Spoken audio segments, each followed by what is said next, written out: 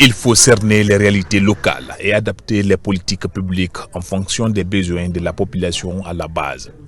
C'est le souci qui anime le chef de l'État, le général Mamadi Doumbouya.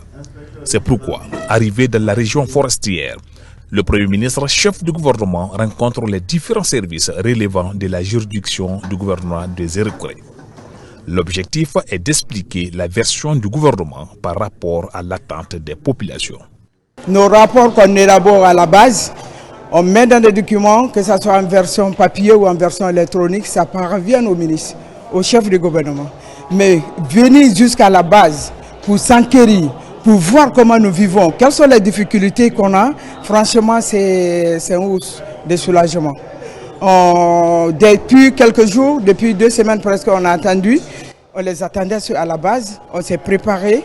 C'était une joie immense. On est sûr que ce travail que nous allons faire, ça va tomber dans de bonnes oreilles et que ces résultats vont être comparés à ce que tout le temps qu'on donnait par version électronique ou par version papier. Ça a été un exercice instructif qui a amené l'ensemble des cadres à réfléchir de mieux sur les vrais goulots qui empêchent le fonctionnement réel de leur service afin que le service soit plus près de la population. Au cours des discussions, des commissions ont été constituées. Chaque commission a été chargée d'examiner des domaines spécifiques afin de structurer des problématiques soulevées et d'apporter des solutions concrètes. C'est comme si c'était un conseil de ministres auquel nous avons participé, nous préfets, nous gouverneurs de région et tous les administrateurs territoriaux. On s'est mis à l'aise et on a posé nos difficultés. Le Premier ministre nous a répondu et tous les membres du gouvernement qui étaient là se sont prêtés à cet exercice pour nous permettre quand même de connaître ce qui va et ce qui ne va pas. Et ça nous a permis de mettre en lumière toutes les difficultés que nous avons en matière d'infrastructure et d'équipement et la mise en place des politiques publiques et les différents projets qui sont dans nos localités, qui sont bloqués et qui n'avancent pas.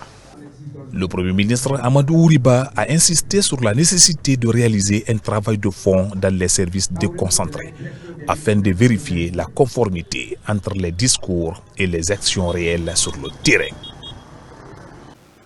C'est la deuxième journée de cette mission, agenda très chargé pour Amadou Ouriba et sa suite. Des visites sont effectuées sur les chantiers, certains ont été même inaugurés. Les autorités locales accompagnent la délégation ministérielle. On suit de nouveau Ousmane Bangoura. Ce jeudi, l'équipe du Premier ministre a débuté sa journée d'activité par la visite au camp militaire Béhanzin. Ici, cette forte délégation est reçue avec tous les honneurs militaires. Amadou Ouriba a saisi l'occasion pour inviter les hommes en uniforme à resserrer les rangs afin d'assurer efficacement la sécurité de la patrie. Vous avez une mission de ce point de vue encore très importante. La question de la stabilité institutionnelle de ce pays. Comme le président de la République l'a dit, l'année 2025 est une année électorale. Électorale, le référendum constitutionnel, les élections présidentielles, législatives, communales et régionales pour restaurer l'ordre constitutionnel. L'ordre constitutionnel, c'est une propriété de tous les Guinéens. Ce n'est pas une partie de la Guinée contre l'autre partie de la Guinée. Ce n'est pas arraché à des éléments des forces de défense et de sécurité leurs attributs dans le cadre d'une période de transition. Mais tout au contraire, la future réalisation du retour à l'ordre constitutionnel, c'est de faire en sorte que civils, militaires et même ceux qui aiment la Guinée et qui ne sont pas guinéens trouvent un pays stabilisé, un pays réconcilié, un pays institutionnellement solide, parce que c'est à partir de là que nous pourrons créer les conditions les plus idoines pour le développement économique de ce pays, pour la lutte contre la pauvreté. Du camp, Amadou Ouriba s'est rendu à l'université de Zérékoré pour inaugurer un bâtiment R+1 devant servir d'amphithéâtre de 400 places. Étudiants, enseignants, chercheurs et encadrement fortement mobilisés pour venir écouter les autorités. Occasion pour le ministre de l'Enseignement supérieur, de la Recherche scientifique et de l'innovation de rappeler les initiatives apportées par le président de la République, le général d'armée Mamadi Doumbouya. Aujourd'hui, nous mettons à la disposition de l'Université de Zélékolé 400 places qui vont permettre d'organiser des cours magistraux, mais aussi d'autres événements liés à la vie académique à l'intérieur de l'université. Monsieur le Président de la République a d'abord initié une loi qui a permis d'améliorer la gestion des institutions, des établissements publics à caractère scientifique qui prennent en compte donc les universités.